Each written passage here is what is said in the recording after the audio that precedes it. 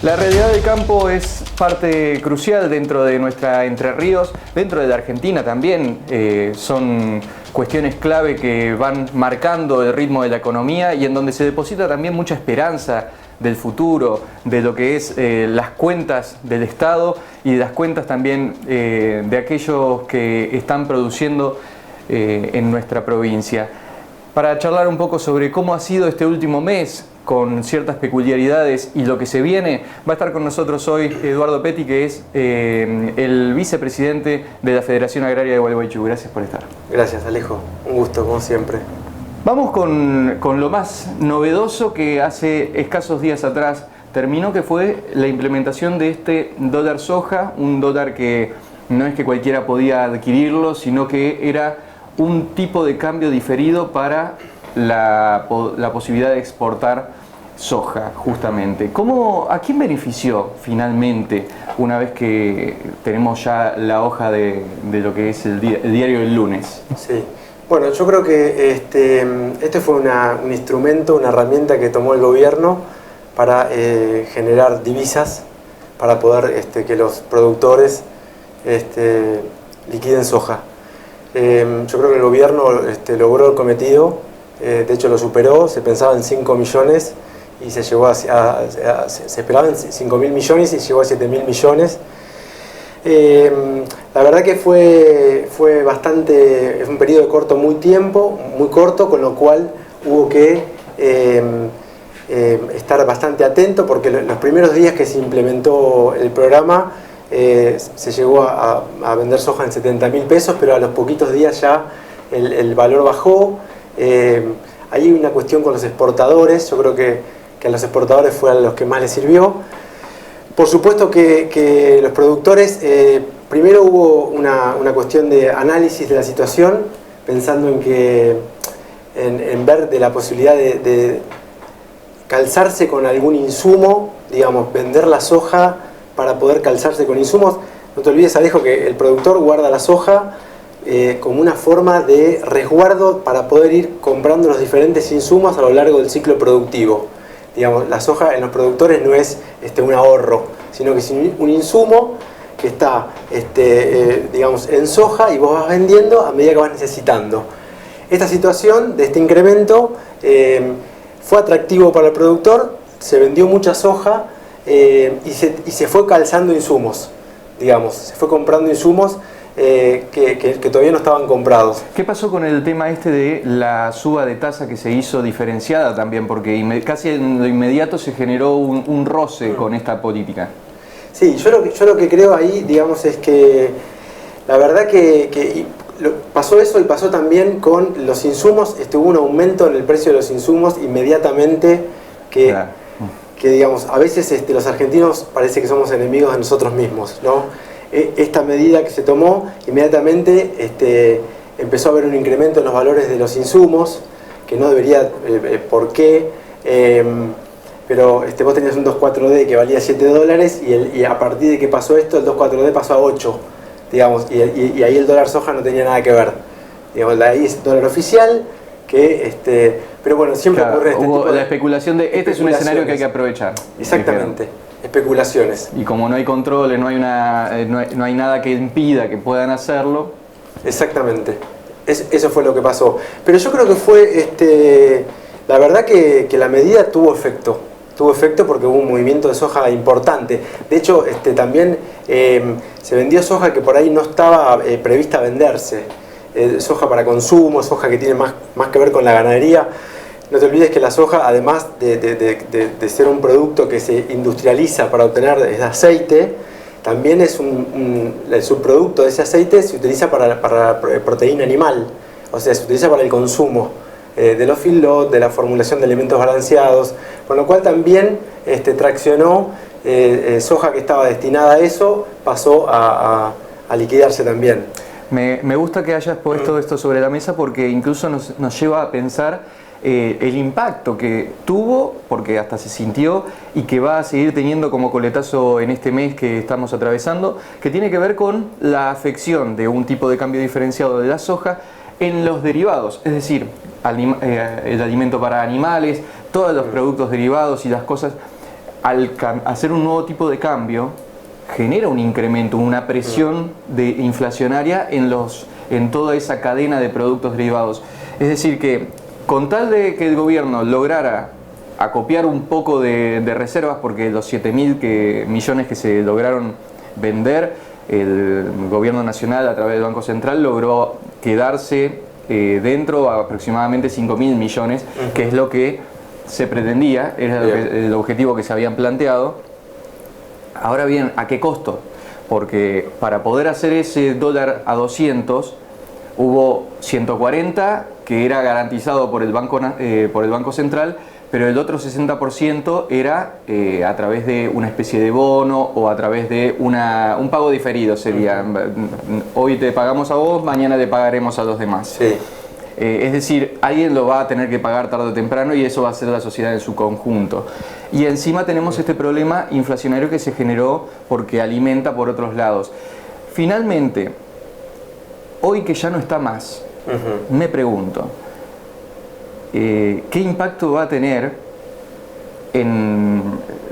a largo plazo? Es decir, ¿fue una medida, hoy juntamos dos mangos, mañana no sé? Sí, yo creo que de alguna forma sí fue tapar una situación, tapar un parche, un bache, como queramos decirle. Esta situación hace que la soja que se vendió no está más, la soja queda poca, el productor aprovechó la situación esta, se calzó en insumos, ¿no? Pero yo lo que veo también es que la convalidación de la soja que quedó, el precio que la soja vuelve a tomar ahora... y ahora nadie va a querer vender. Nadie va a querer vender, con lo cual vuelve la especulación en el sentido de que, esperando de que haya otra medida o de que la poca soja que quede traccione en el precio y también vuelva a pasar algo, porque con el precio actual nadie va a querer vender. Y otra cosa, Alejo, que es para mí lo más grave de todo este momento, estamos atravesando una sequía tremenda que acá en Entre Ríos, dentro de todo, todavía no ha tomado una dimensión de catastrófica, pero viene feo, che. Anunciaban que íbamos a tener 3 meses aproximadamente de una sequía fuerte y que estamos recién en el primero, así que... Viene feo. Yo soy productor y bueno, digamos, de hecho hoy estuvimos apostando esta lluviecita que había, tirándole urea a los maíces y no llovió. Y en Buenos Aires, que también voy para allá por cuestiones productivas también. 100% habían anunciado que hoy había probabilidad de lluvia, la estoy esperando todavía. Sí, todos nos 3 gotas cayeron. 3 gotas nos jugamos a fertilizar los maíces con urea, que es el momento que hay que ponérsela ahora, y no llovió nada. Y en Buenos Aires están críticos también. Con lo cual el escenario es complejo. Así que yo creo que viene por delante un año difícil. ¿Cómo quedó la relación entre los productores, pequeños, medianos productores, agropecuarios, y las exportadoras? Porque acá sabemos muy bien que los grandes ganadores fueron las 10 empresas de siempre. No las voy a mencionar porque más o menos se las conocen, no queremos tener ninguna rivalidad directa con nadie, pero sabemos muy bien quiénes son los que siempre terminan ganando, y los productores en sí hasta quedaron relegados dentro de esas grandes ganancias que hubieron. Entonces me gustaría saber cómo toman ustedes la próxima, cómo se encara. Eso es lo que quiero saber, porque si hoy ellos se quedaron con la torta, la próxima no pueden quedar afuera. ¿Cómo es esa negociación? ¿Cómo son esas discusiones? Sí, yo lo que veo, Alejo, es que permanentemente cuando se lanzan de este tipo de medidas, lo primero que uno piensa es en la confianza, ¿no? La confianza en este negocio pesa muy fuerte, y lo que hay es de gran desconfianza. Las medidas que el gobierno propone, primero lo que genera es una gran desconfianza, porque han sido recurrentes las cuestiones de que no es como parece. Y con los exportadores también, digamos, como vos bien decís, son los que terminan de lograr ese beneficio grande, lo logran ellos. El productor siempre es el que queda relegado, esperando, y bueno, digamos, genera especulación. El productor, por más que a veces la cuestión pareciera que fuera muy tentadora, no toma de hecho nos pasó en grupos de que, ¿qué hacemos? ¿La vendemos? ¿No la vendemos? Vendamos una parte, no vendamos todo, pero mirá que el precio está bueno, no importa, vendamos una parte. Y esa situación yo creo que la pensaron muchos. Te pregunto porque, por ejemplo, Carvajal lo que planteó es que de este dólar soja, 300 millones se quedaron las 10 empresas más grandes de Argentina dedicadas a la exportación, mientras que los productores no se quedaron con prácticamente nada de esa torta fuerte. Por eso es que te lo menciono. Es decir, sé muy bien que dentro del ámbito de los productores hay una cierta incomodidad frente a eso. Absolutamente. Absolutamente, los exportadores son los que han obtenido con esta situación el gran beneficio. Más allá del gobierno también, que logró su cometido, que lo que planteó se logró, pero los exportadores fueron los que más se beneficiaron. Sí, lo logró hasta cierto punto, porque ya arrancamos octubre y empezaron con pérdidas en el Banco Central, así que... Sí, fue un parche, como decíamos al principio. No me quiero desviar demasiado todavía, pero ¿qué expectativas quedan con los otros tipos de cultivos? Que estamos hablando de un dólar que se hizo soja, se habló por momentos de dólar maíz, de tratar de empujar para que también otros tipos de exportaciones se hagan. Bailo dijo no se va a hacer, el dólar soja termina a fines de septiembre, pero queda esa sensación de si se hizo un desdoblamiento para eso, tarde o temprano para otro lado lo van a hacer cuando necesiten, cuando vuelva a mermar esa cantidad de reservas que habían logrado como parche en este momento. Sí. ¿De qué manera quedaron los otros? Porque... Mirá, yo creo que es muy posible que vuelva a surgir alguna medida de este tipo. Lo que yo insisto, lo que me preocupa mucho es el tema de los kilos que vamos a tener. Los kilos que vamos a tener, cuando vos arrancás un proyecto agrícola y haces tu análisis, planificar los kilos que vas a tener es muy difícil. Uno puede hacer una planificación, pero siempre dependemos mucho del clima, mucho. Y tenemos un montón de herramientas agronómicas para tratar de sortear esas dificultades, pero hasta un punto. Los trigos necesitan agua, y necesitan agua ahora, que es el momento que están empezando a florecer, con lo cual el partido se empieza a definir y es muy importante que no llueva, porque esto que podamos tener kilos le viene bien al gobierno, le viene bien para que podamos mover la economía. Si no hay kilos de trigo, que es el próximo cultivo que vamos a cosechar, va a ser realmente complejo. El maíz está todo por recorrer, pero el trigo está definiendo. Y ya te digo, he recorrido mucho y los trigos necesitan realmente que se revierta la situación climática urgente. Algo que me hizo ruido durante la primera mitad del año, y con esto cierro la parte de dólar soja y después voy a pasar a un tema que también está candente acá en la ciudad de Gualeguaychú hablándose, pero quiero cerrar hasta esta parte que me parece clave. Durante la primera mitad del año hubo peleas con el campo de parte del gobierno, voy a generalizar campo, sí, diciendo estar acopiando soja, ¿sí? Los silobolsas, toda una guerra por el acopio. Sin embargo, en el momento en el que hacen el dólar soja se habla acerca de adelanto de exportaciones.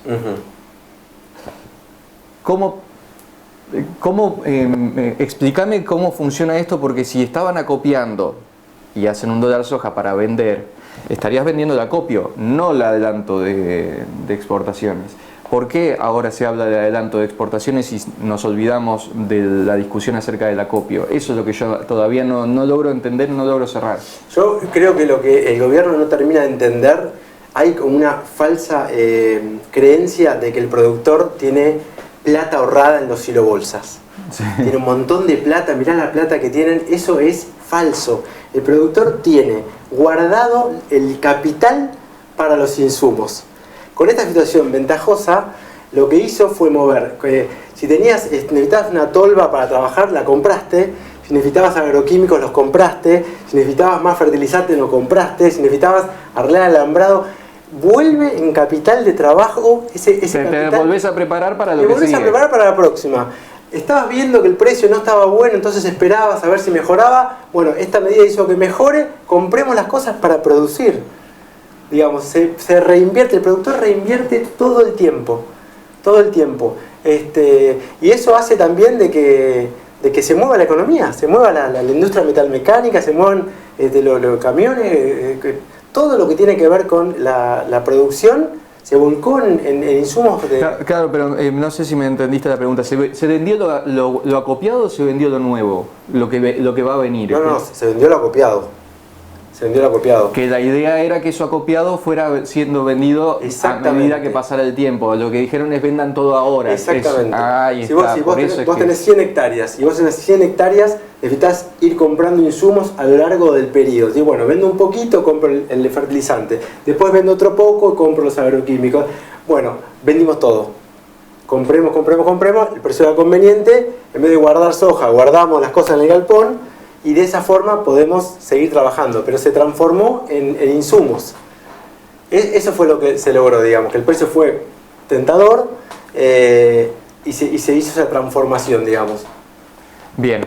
Ten en cuenta, Alejo, que la soja, que la nueva está sembrada, se empieza a sembrar ahora recién. A partir de octubre, noviembre se empiezan a sembrar los primeros lotes. Bien. ¿Y quedó algo copiado, un 5% aproximadamente? Quedó copiado un 5%, sí. Bien. Me gustaría, ¿y cuándo es que más o menos calculan que eso va a recién venderse? Bueno, ten en cuenta que el grueso de lo que es la pampa húmeda siembra la soja octubre, noviembre, diciembre, la soja de segunda, y se cosecha a partir de abril, mayo. Cuando siempre te ponen grandes expectativas en marzo, que es cuando hay una nueva inyección de dólares. Por supuesto que uno puede prever un poco antes cómo viene, digamos, de acuerdo al estado de los cultivos, cómo viene el desarrollo, entonces ya ahí puedes planificar, la Argentina va a tener tantas miles de toneladas de soja, pero ahora todavía la soja está sin sembrar y la perspectiva climática no es buena. Te voy a llevar a otro tipo de cultivo que creo que es el gran debate a futuro, como fue en su momento cuando se implementó la soja transgénica.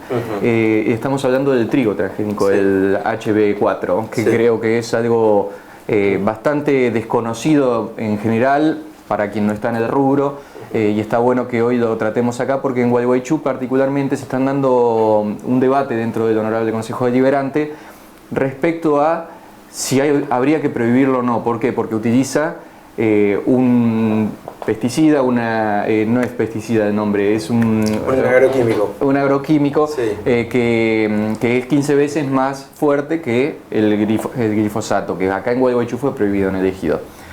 Esto ha despertado el debate bastante fuerte. Argentina fue el primero a nivel mundial en aprobarlo, y a nivel internacional el único que hasta ahora lo viene aprobando es Brasil. Que es bastante nuevo esto de que lo aprobó Brasil. Pero hay muchos países que todavía están hasta reticentes porque nos encontramos que no hay las pruebas, no hay una experiencia suficiente como para garantizar que el efecto no sea nocivo para la gente, no sea nocivo para el ambiente, para el mismo campo que estén haciendo. ¿Cómo ves vos y cómo ven la gente con la que te codeás este tema del trigo transgénico y cómo lo están tratando acá en Gualeguaychú particularmente? Bien, mira, yo lo primero que tengo para decir es que en el ejido no se siembra trigo, ¿no? En el ejido urbano no se siembra trigo, con lo cual lo de esa cuestión sería casi simbólico. Acá está prohibido, pero nunca se hizo.